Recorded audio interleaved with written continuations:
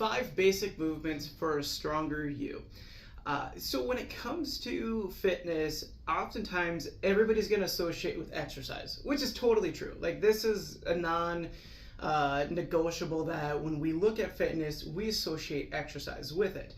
However, there's a deeper concept to understand to actually get better benefits of fitness and exercises to amplify your life so that you're a stronger version of yourself, but more importantly, that strength translates over into your health. So the concepts are going to be based around movements. Movements being things that we do every day, such as walking, sitting, bending over, pushing doors open, grabbing something and pulling it towards you, basic movements. So when you think about movements, that's what initiates everything, right? So we have movement first, and it's just what we do in our daily activities.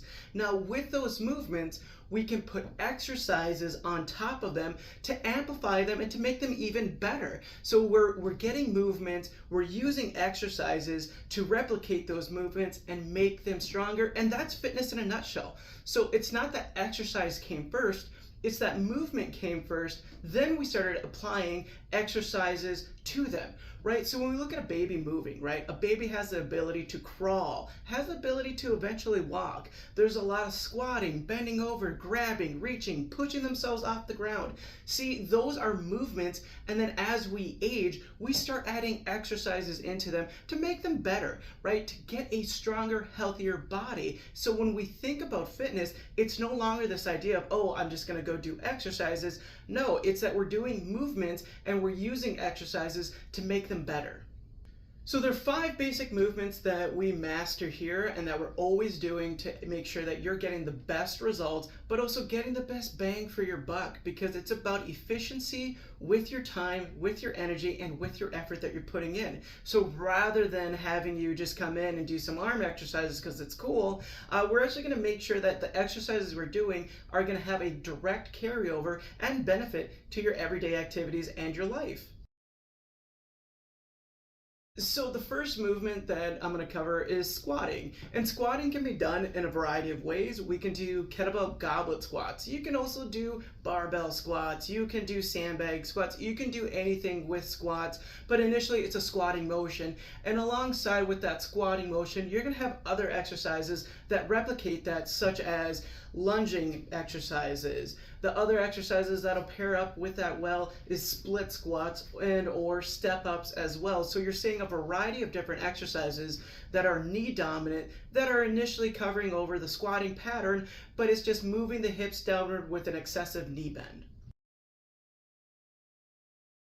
The second movement pattern is going to be hinging, and hinging is known as bending over. So think about this as your deadlifts, right? So you're bending from the knees, reaching those hips back, standing tall, emphasizing that it's the hips and low back, upper back that are involved in that motion.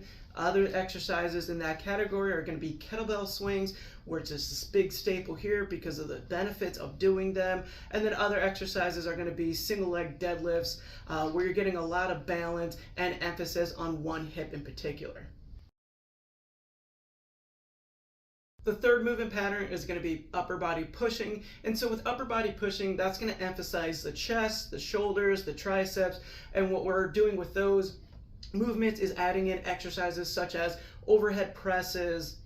You're also going to be seeing some push-up variations, some dumbbell bench pressing, anything there that's going to emphasize the upper body, chest and shoulders is basically what we're doing with that movement, and it's going to be in a pushing format. The fourth movement pattern is going to be upper body pulling, very similar to the upper body pushing, but now we're emphasizing the upper back. We're also emphasizing the traps and the biceps more throughout that motion. So with those exercises, what you'll see there are exercises like 3-point dumbbell row, where you're having the bench support your chest as you're pulling through the upper back. We also see single arm rows, where it's more of a core and upper back exercise.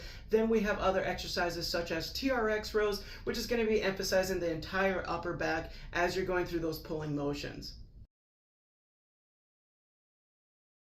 The last movement pattern that we're going to see is what I refer to as core, but also the technical term is called locomotion or gait. That's a lot of jargon words for our ability to walk or move in a balance. And so with those exercises, a lot of plank variations that we'll see.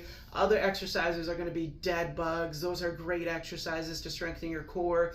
Other variations you might see is a chop and lift, getting in those internal, external, lateral core and obliques there. And so the variety of what you can do with core exercises targets a multitude of different areas, emphasizing different muscle groups throughout that movement. So in summary, with your 5 basic movements, those are the non-negotiables. Those are the things that you should always be doing every time you're working out. And if you need to, maybe do 3 out of the 5 to get the most minimum dose. But to get the maximum dose, emphasize all 5 of those variety of movements with exercises that you want to throw in there that fits those categories, because you're going to get the most benefits out of training the body as a whole to get a healthier, stronger version of yourself. So if you found this video helpful, please share it with a friend. If you have any questions, feel free to leave a comment below, and I'll see you in the next video.